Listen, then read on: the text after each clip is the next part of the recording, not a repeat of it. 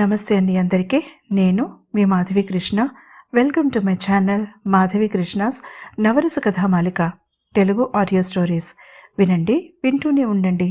ప్రతిరోజు సరికొత్త ఎపిసోడ్లని. ఓయ్ పిల్ల నీ గొప్పేంటి 15వ భాగం. చెప్పండి అన్నాడు గోపి. కానీ అతని చురుకైన కళ్ళు ఆమెని పరిశీలనగా చూస్తూ అంచనా వేయడానికి ప్రయత్నిస్తున్నాయి. నాకు ఒక చిన్న సాయం చేసి పెడతారా? కంఠం సవరించుకుంటూ గుటకలు వేసింది హరిణి. సూరజ్ ఆమెనే పరిశీలనగా చూస్తున్నాడు. అతని చూపు ఆమె మీద నుంచి వెనక నిలబడిన అమ్మాయి మీదకి మళ్ళింది. ఈరోజు కూడా ఇద్దరు మ్యాచింగ్ డ్రెస్లు వేసుకున్నారు. ఆమె చుడిదార్, ఈమె చీర. అప్పుడు పీచు మిఠాయి, ఇప్పుడు నీలాకాశం. ఈ అక్కా చెల్లెళ్ళు ఎప్పుడూ ఇలానే వేసుకుంటారా బట్టలు? కవల పిల్లల్లా కూడా అనిపించడం లేదు అనుకున్నాడు ఆశ్చర్యంగా సూరజ్. చెప్పండి, ఏమి హెల్ప్ కావాలి? చిరునవ్వుతో అడిగాడు గోపి. నా వెనుక ఒక గుంపు ఉంది. ఆహాహా, అటు చూడకండి ప్లీజ్. గోపి అటు చూడబోతుండగా కంగారు పడిపోయింది. అతను చప్పున ఆమెని తేరిపారా చూశాడు. తీరైన రూపురేఖలు ఆమెవి. విశాలమైన నుదురు, ఒత్తైన జుట్టు, కలువరేకుల్లాంటి కళ్ళు, తీర్చిదిద్దినట్టున్న కనుబొమ్మలు, మెరిసే చెంపలు, సంపెంగ లాంటి నాసిక, ముద్దొచ్చే గెట్టం, దొండపండు లాంటి లేత పెదవులు చూస్తుంటే ఉత్పలమాల పద్యం చదివినట్టుగా మనసుకి హాయిగా ఉంది. ఎత్తు 5.5 కన్నా కొద్దిగా, అంటే 1-2 అంగుళాలు తక్కువ ఉండొచ్చునేమో బహుశా. అలాగని పొట్టిగా లేదు, కొద్దిగా బొద్దుగా నిండుగా ఉంది. ఇక్కడ కాదు, క్యాంటీన్కి వెళ్ళి మాట్లాడుకుంటున్నాం అంటున్న ఆమె వైపు విచిత్రంగా చూశాడు గోపి. ఇదేదో తేజగాడి ర్యాగింగ్ కేసులా ఉందిరా అన్నాడు సూరజ్. గోపి ఏమీ మాట్లాడలేదు. అవునా అన్నట్టుగా చూశాడు. ఆమె సమాధానం చెప్పలేదు. నిస్సహాయంగా చూసింది. క్యాంటీన్కి వెళ్దాం పదండి అన్నాడు గోపి మరి మాట్లాడకుండా. ఆమె అతన్ని అనుసరించింది. సూరజ్ కూడా వాళ్ళని అనుసరించాడు. మీరు? ఆమె సందేహిస్తూ ఆగిపోయింది. సరే సరే, నేను క్యాంటీన్కి రాను, కానీ మీరు వెళ్ళండి.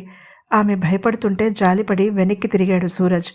అక్కడ తన వైపే కోపంగా చూస్తూ నిలబడి ఉన్న శిరీషని చూసి అటు నడిచాడు. హాయ్ తేజ పలకరించాడు సూరజ్. అతను కూడా నవ్వుతూ పలకరించాడు. తేజకి అతను 2 ఏళ్ల సీనియర్. మీరేంటి సార్ ఇలా వచ్చారు? ఏమీ తెలియనట్టుగా అడిగాడు తేజ. సార్ అనేసరికి కళ్ళు పెద్దవి చేసి చూసింది శిరీష.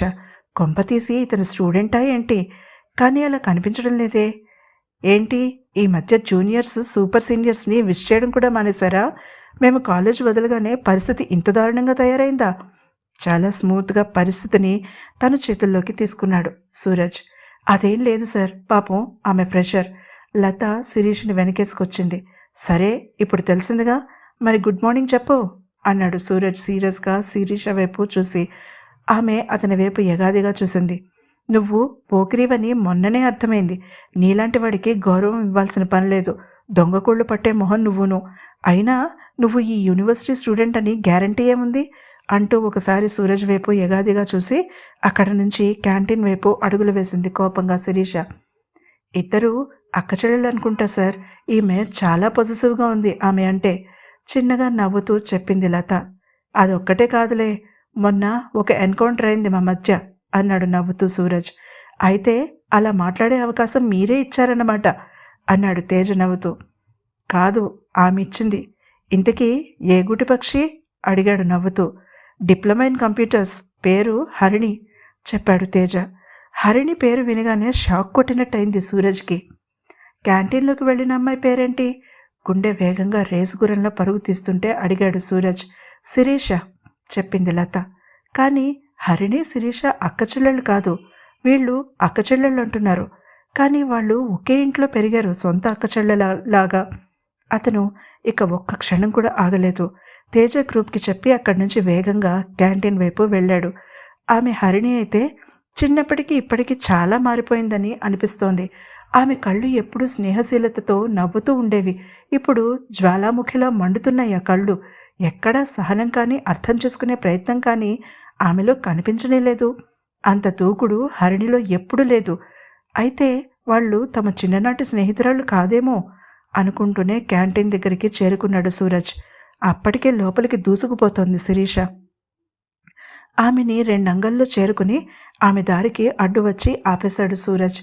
ఎందుకు అంత తొందర జూనియర్ అడిగాడు నవ్వుతూ. ఆమె కనుబొమ్మలు ముడిచింది. ఇలా కూర్చుందనరా, నాకు కొన్ని విషయాలు తెలియాలి అన్నాడు నవ్వుతూ సూరజ్. నీకేంటి తెలిసేది? నువ్వేమైనా తీర్పులు చెప్పేవాడివా లేక ఎలకవా? అన్నిట్లోనూ దూరిపోతూ ఉంటావు కక్షగా అడిగింది శిరీష. ఆమె దృష్టి మాత్రం అక్కడికి కొద్ది దూరంలో కూర్చుని మాట్లాడుకుంటున్న హరిణి, గోపీల మీద ఉంది. గోపి గురించి వెతకడం మానేసి ఆ అబ్బాయితో సెటిల్ అయిపోతే బావుండును హరిణి అని కూడా అనుకుంది శిరీష. అతన్ని ఎక్కడో చూసినట్టుగా కూడా అనిపించింది ఆమెకి. తెలుసుకోవాలి, నువ్వు ఏమనుకున్నా సరే అన్నాడు సూరజ్ ఆమెని కవ్విస్తూ. నేను చెప్పను మొండిగా అంది శిరీష. ఎందుకు చెప్పవో నేను చూస్తాను అన్నాడు సూరజ్. వీళ్ల మధ్య ఇలా వాదన చోటు చేసుకోగా అక్కడ గోపితో హరిణి చాలా మృదువుగా తన సమస్యని చర్చిస్తోంది. మీతో పరిచయం పెంచుకుని మీ గురించి తెలుసుకోమన్నారు. కాఫీ తాగాక మిమ్మల్ని నా ఫ్రెండ్గా వాళ్ళకి పరిచయం చేయమన్నారు చెప్పింది చిన్నగా నవ్వుతూ హరిణి. అయితే మీ ఫ్రెండ్నా నేను అడిగాడు నవ్వుతూ గోపి. ఈ క్యాంపస్లో నాకు దొరికిన మొట్టమొదటి ఫ్రెండ్ మీరే. నా చెల్లి తప్ప నాకు ఈ ఊళ్ళో ఫ్రెండ్స్ ఎవరూ లేరు అంది హరిణి. అయితే మనం కొత్త ఫ్రెండ్షిప్ని సెలబ్రేట్ చేసుకోవాలి అంటూ లేచి ఆమెకి కాఫీ తీసుకువచ్చాడు గోపి. మరి మీరు కాఫీ తాగకపోవడం గురించి అడిగింది. నా గొంతుని భద్రంగా చూసుకుంటాను, అదే నాకు డబ్బు సంపాదించి పెట్టేది. జ్యూస్ చక్కెర లేకుండా తాగుతాను చెప్పాడు నవ్వుతూ. 5 నిమిషాల తర్వాత అతను చెప్పినట్టు ఆ జ్యూస్ తెచ్చుకున్నాడు. నీ మాటలు నాకు అర్థం కాలేదు అందామె. నేను డబ్బింగ్ ఆర్టిస్ట్ని అంటూ తన గురించి చెప్పాడు గోపి. జీకే పేరుతో ఎఫ్ఎంలో చెప్పేది మీరేనా?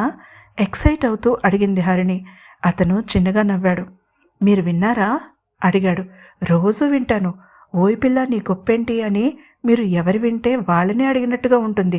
వ్యక్తిగతంగా నన్నే అడుగుతున్నారా అని ప్రతి అమ్మాయి అనుకుంటుందనుకుంటా నాలాగే అంది నవ్వుతూ హరిణి. గోపి అందంగా నవ్వాడు. ఈ విషయం మాత్రం ఎవరికీ చెప్పొద్దు ప్లీజ్ రిక్వెస్ట్ చేశాడు. మీరు జీకే అన్న విషయమా చిరునవ్వుతో అడిగింది. హా, కొంచెం ప్రైవేట్ పర్సన్ని నేను అన్నాడు అతను మొహమాటంగా నవ్వుతూ. చెప్పను, నా చెల్లెలికి కూడా ప్రామిస్ అంది నవ్వుతూ. అయ్యో, మీ చెల్లికి చెప్పచ్చులేండి, బయటికి తెలియకూడదంతే మాట తీసుకున్నాడు. మీ పేరేంటన్నారు? కొన్ని క్షణాల మౌనం తర్వాత అడిగాడు. నేనేం అనలేదే అంది నవ్వుతూ హరిణి. అయితే ఇప్పుడు అనండి అన్నాడు. నా పేరు హ అని చెప్పబోయేంతలో శిరీష హరిణి మాట్లాడేలోగా పక్క నుంచి వినిపించింది శిరీష కంఠం. సూరజ్ ఆమెని ఆపడానికి చాలా ప్రయత్నం చేశాడు విషయం కనుక్కుందామని. ఆమె కొరకరాని కొయ్య అని అర్థమైంది అతనికి. విసురుగా లేచి ఇక్కడికి రావడంతో అతను ఆమెని అనుసరించాడు.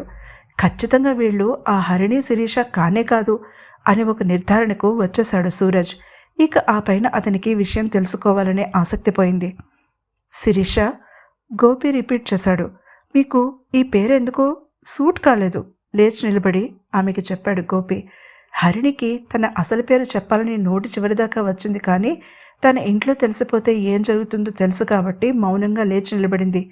ఈమె నా చెల్లి హరిణి పరిచయం చేసింది అతనికి. ఆ పేరు వినగానే అతను స్థాణువే నిలబడిపోయాడు. శిరీష నవ్వింది. పేరు తెలుసుకున్నావా అడిగింది. కృష్ణ చెప్పింది. జీకే అని బయటికి తెలియకూడదని అతను కోరడంతో. సరే పద అంటూ ఆమెని అక్కడి నుంచి లాక్కెళ్తున్నట్టుగా తీసుకువెళ్ళింది. హరిణి అన్న పేరు ఆ పిల్లకి అస్సలు సూట్ కాలేదు. సూరజ్ అటే చూస్తూ కామెంట్ చేశాడు. సిరి అతన్ని పరిచయం చేయమన్నారు కదా భుజం మీదుగా వెనక్కి చూస్తూ అంది శిరీషతో హరిణి.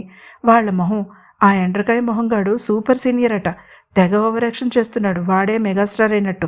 పద పోదాం, రేపు చూసుకుందాం అంది కోపంగా శిరీష. తన కోపంలో హరిణి కళ్ళలో గోపి పట్ల కనిపించిన ఆర్తిని శిరీష గమనించలేదు. ఆడపిల్లలిద్దరూ క్యాంటీన్లో నుంచి బయటికి వెళ్ళినా గోపి అక్కడి నుంచి కదలలేదు. కుర్చీలో కూలబడ్డాడు. హరిణి అన్న పేరు అతన్ని బాగా డిస్టర్బ్ చేసింది. హరిణిని ఎలా మర్చిపోయానురా నేను? సూరజ్ వైపు చూసి అయోమయంగా అడిగాడు గోపి. మర్చిపోయావా? ఎప్పుడు? తికమక పడుతూ అడిగాడు అతను. కొంత సమయం శిరీషతో మాట్లాడుతుంటే అసలు హరిణి మనసులో మెదలనే లేదు. ఎప్పుడూ నా మనసులో గుండె చప్పుడులా ఉండే హరిణి అంత సులువుగా మర్చిపోయి వేరే అమ్మాయితో ఫ్లర్ట్ చేస్తూ కూర్చున్నాను. నా మీద నాకే కోపంగా ఉంది అన్నాడు సీరియస్గా గోపి. ఆ విషయం తర్వాత, ముందు అక్కని ఇంటికి టైంకి తీసుకువెళ్ళకపోతే ఇంట్లో బాబాయ్ చేసే కథాకళి తట్టుకోలేక హిమాలయాలకి పారిపోవాలి అన్నాడు సూరజ్ అతన్ని కంగారు పెడుతూ. అంతలో మోగింది గోపి ఫోన్.